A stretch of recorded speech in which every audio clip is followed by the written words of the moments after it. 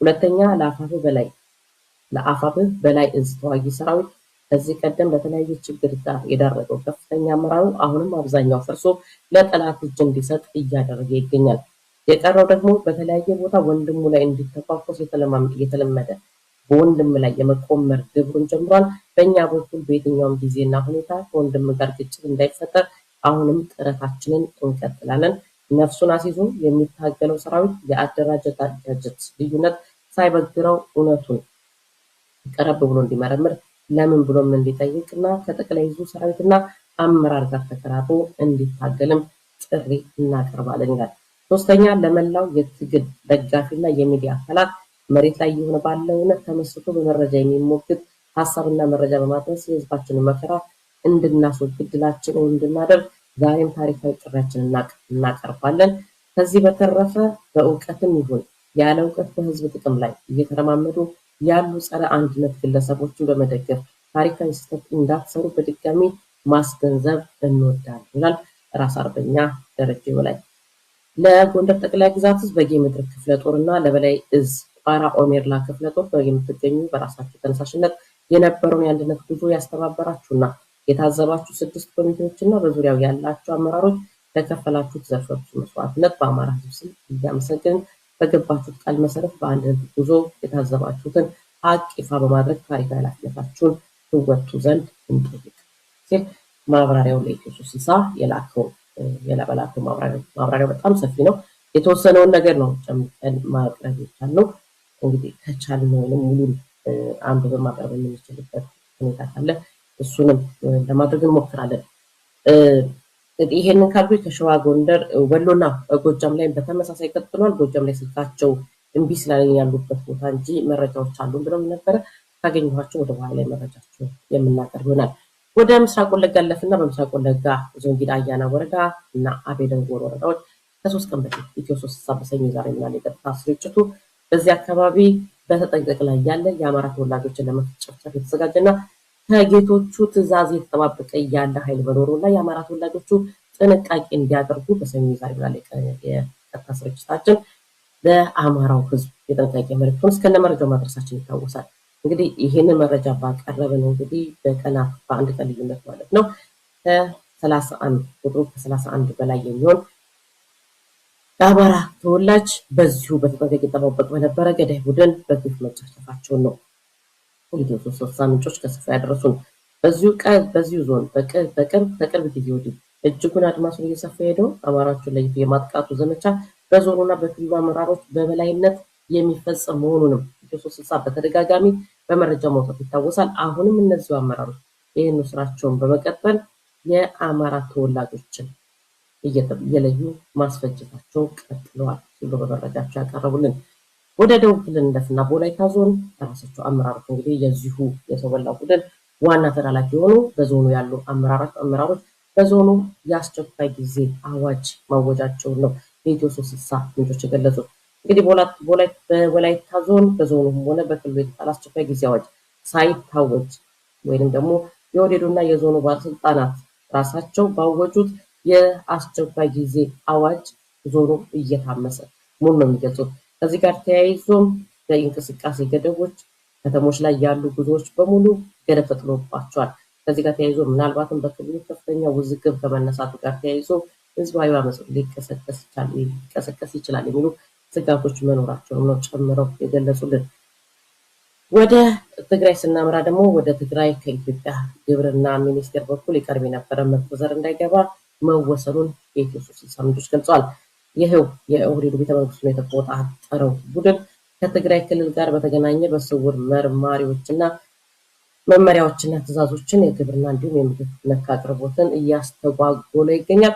ይህንንም በተደጋጋሚ ወደ ክልሉ የሚሄድና ለንጹሐን የሚደርሱ ድጋፎችን በሙሉ ሲያስተጓጉል የከረመው ይህ ቡድን አሁንም ይኸው የሰብአዊ ላይ የሚደርሰውን የሰብአዊ መብት ጥሰቱን እንዲሁም ግፉን ቀጥሎበታል ሲሉ ነው የገለጹልን። በሁመራና ሱዳን ድንበር አካባቢ ሲቆጣጠር የነበረው የኦህዴዱ መከላከያ ኃይል ላይ ለጊዜው የትኛው ታጣቂ ቡድን እንደሆነ ባልታወቀበት ሁኔታ ጥቃት መሰንዘሩን የኢትዮ 360 ምንጮች የገለጹት። እንግዲህ ይህ ጥቃት መሰንዘሩን ተከትሎ 6 በአካባቢው በ6 ወረዳዎች ላይ ተሰማርቶ የነበረው ይሁ የወረዱ መከላከያ ወረዳዎቹን ለቆ መውጣቱንም ነው የኢትዮ 360 ምንጮች የገለጹት።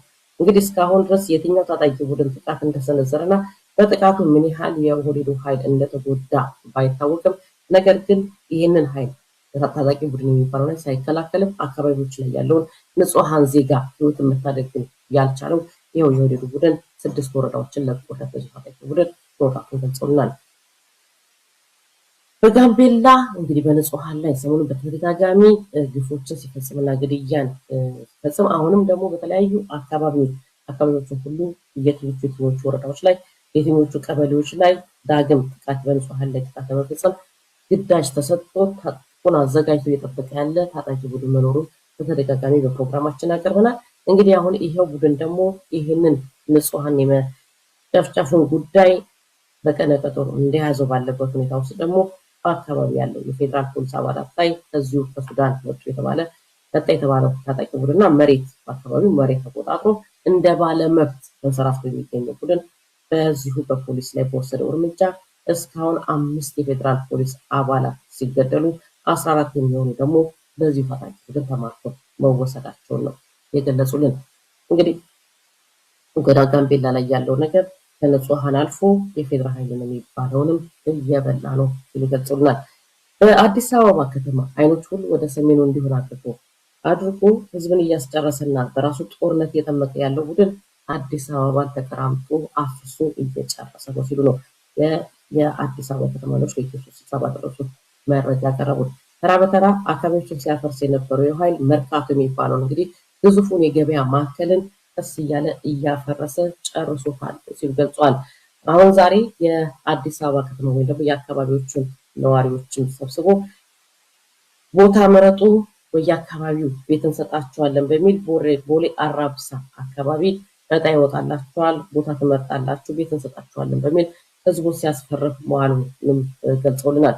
ቃል በቃል የነገሩን የአካባቢ ነዋሪዎች የእኛ አካባቢ መርካቶ ይፈርሳል ከተባለ ዓመት አለፈ፣ ለዚያውም እየለዩ ነው። ተራ በተራ ይህም በክረምት ከነማስረጃው ዜና ልከነው ኢትዮ 360 ላይ መሰራቱንም አብራችሁ ግለጹልን። ተደጋጋሚ ኢትዮ 360 አውጥቶልናል። ነገር ግን ይሄ ቡድን አሁንም አንድም ሳያስቀር በጭንቀት አንድ ጎልማሳ ከዚህ ጉዳይ ጋር በያዘም እንደሞተም በማስረጃ አስደግፈን ሁሉ አቅርበን በኢትዮ 360 ቀርቦልናል። ይህንን ሁሉ ሲሰራ የቆየው ቡድን አሁንም አትሆንም። ሁሉም የአዲስ ከተማ ክፍለ ከተማ አመራሮች ከዚህ ጉዳይ ጋር ተያይዞ ከአመራርነታቸው እንዲነሱ ተደርጓል።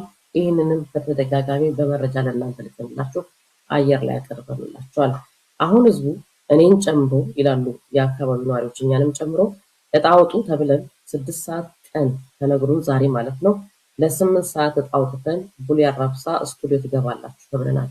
በርካታ ህገወጥ ስራዎቻቸው ከነማስረጃዎቻቸው ይዘናል። እንዲሁም ቀን ሲመጣ ደግሞ እንልከውና አየር ላይ ያውራል። ህዝቡ ነገ ቤት ተብሏል። እንግዲህ ምን ቤት እንደሚሰጣቸው እግዚአብሔር ይወቀው ሲሉ ነው እዚህ ጋር በትልቁ ጽፎ ያሰመሩበት። የሚያሳዝነው ቦታውን ገዝቷል የተባለው ከበርቴ አዲስ አበባ ቤቶች ልማትና አስተዳደር ቆሞ ነው እያስፈረም የነበረው ራሱን ባለመብት የሆነውን የከተማዋን ነዋሪ ቤቱ ባናቱ ላይ የሚፈርሰው ማለት ነው ይላሉ። ስለዚህ ሁሉም አካባቢ በአዲስ አበባ ላይ የተሰማራው ወይም ደግሞ በአዲስ አበባ ባለስልጣን ብሎ የተቀመጠው በሙሉ አዲስ አበባን ተከራምቶ ነባር ነዋሪዎቹን አባሩ ቦታውንም መሬቱንም ወስዶ አዲስ አበባን የባዳዎች ምድር አድርጓታልና እባካችሁ አዲስ አበባዎች አብረን እንነሳ፣ እባካችሁ ድምጽ ነው ብሎ ይላኩልን። እዚህ ጋር ላብቃ ተንጠው ያልከው መረጃ። ስለዚህ የዛሬው እዚህ ጋር ላብቃና ወደ አንተ ልመለስ። እንግዲህ የጎንደር ጠቅላይ ግዛትን አይተናል።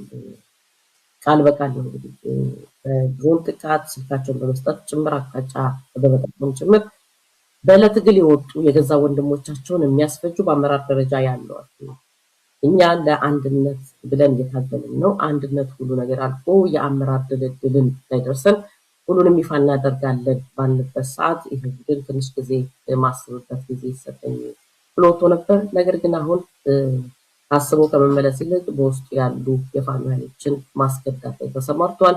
በ6 አቅጣጫ ጦርነት ከፍቶብናል። ከዛ ውጭ ደግሞ የሚሰራቸው ወንጀሎች ሁሉ ተበራክተዋል። ስለዚህ ይህን የሚያውቁ የፋኖ ኃይል አመራሮች አሉ፣ ክፍለ ጦሮች አሉ። እነሱም የያዙትን መረጃ እንዲያወጡ እነሱም ደግሞ ከዚህ በኋላ ይህንን ትዕግስት እንደማይቀጥሉበት ነው የአማራ ፋኖ ጎንደር ጠቅላይ ግዛት እዝ ዋና አዛዥ ራስ አርበኛ ደረጀ በላይ በማብራሪያ ላይ ኢትዮ 360 በስልኳን ያልተላክልን መረጃ ይፋ ያደረገው። ያው ሙሉውን ማብራሪያው ልኬልሃለሁ ጌትዬ።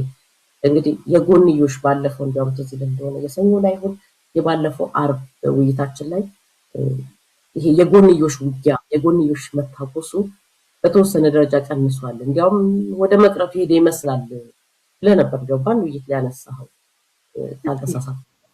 አሁን በግልጽ ስማቸውን በመጥቀስ ጭምር ነው ያስቀመጡት። እንግዲህ ልጆቹ ለምን አንዳልነውንም ለምን አብረን አንታገልም ብለው ጥያቄ ያነሱና ይሄ ባለመቀበላቸው አይ ብለው መንገድ የጀመሩ ልጆችን እስከ ማስፈጀት በራሳቸው ወገኖች ላይ ጦርነት እስከ መክፈት መድረስ እንግዲህ በቅርብ ጊዜ ነው ሳሙኤል ባለድልና ራስ አርበኛ ደረጀ በላይ ፎቶ ተነስተው ወደ አንድ መጡ ተብሎ ህዝቡ ተደስቶ በቃ ትግሉ ወደፊት ሄደ ተብሎ ሁሉም ደስታውን ገና ገልጾ ሳይጨርስም እንደ ነገር መስማቱ እጅግ ያሳዝናል። ለምንድን ነው ጌትዬ እንደው በዚህ ደረጃ መውረድም በዚህ ደረጃም ትግሉ እንዲቀዛቀዝ የተፈለገበት ምክንያት ለምንስ የገዛ ወገኖችን ማስከዳት ተፈለገ? እዛ ውስጥ ያሉ አሉ ከሁለቱም ወገኖች ይህንን ስራ እየሰሩ ያሉና ይህን እንዴት አየኸው? የእነ ራስ አርበኛ ደረጀ በላይ ማስጠንቀቂያ ነው መልእክታቸውንም ስላነበብከውም አጠቃላይ እንዴት አየኸው? እሱም ባጭሩ እሱንና እንደው ምናልባት ከቻልክ የወላይታ ዞን ላይ እንግዲህ ራሱ የዚሁ ቤተመንግስቱን የተቆጣጠረው የሰው በላው ቡድን አሸርጋጅ ሆነው የፌዴራል ኃይል ነኝ የኦህዴዱ መከላከያ ነኝ የሚለውና በክልል ላይ በዞን ላይ ተቀምጫለሁ የሚለው አመራር የአስቸኳይ ጊዜ አዋጅ አውጇል። በራሱ ጊዜ ማለት ነው። በከተማው ላይ መውጫ መግቢያ ሰዓትን፣ እንቅስቃሴ ገደብን ሁሉ ነገር አስቀምጧል እና እንዲህ አይነት ነገሮች የድፍረት ነገሮች ህዝብን የማሰቃያ መንገዶች አዲስ አበባ ላይ አሁን አይተሃል። መርካቶ ትልቁን ግዙፉን የገበያ ማዕከል የመሰለቀጡ ጉዳይ ተጀምሯል። ሀብታቸው ተወረሰ ስንት ጊዜ ነው? ንብረታቸው ተቃጠለ ስንት ጊዜ ነው?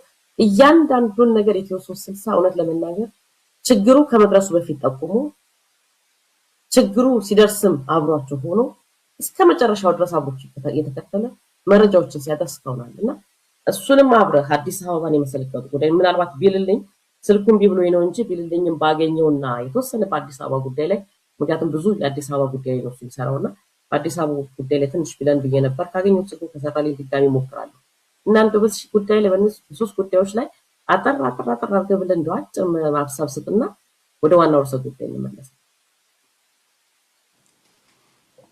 ጥሩ፣ በጣም አመሰግናለሁ ጀሪ፣ እንዲሁም ልዩ እግዚአብሔር ይስጥልኝ።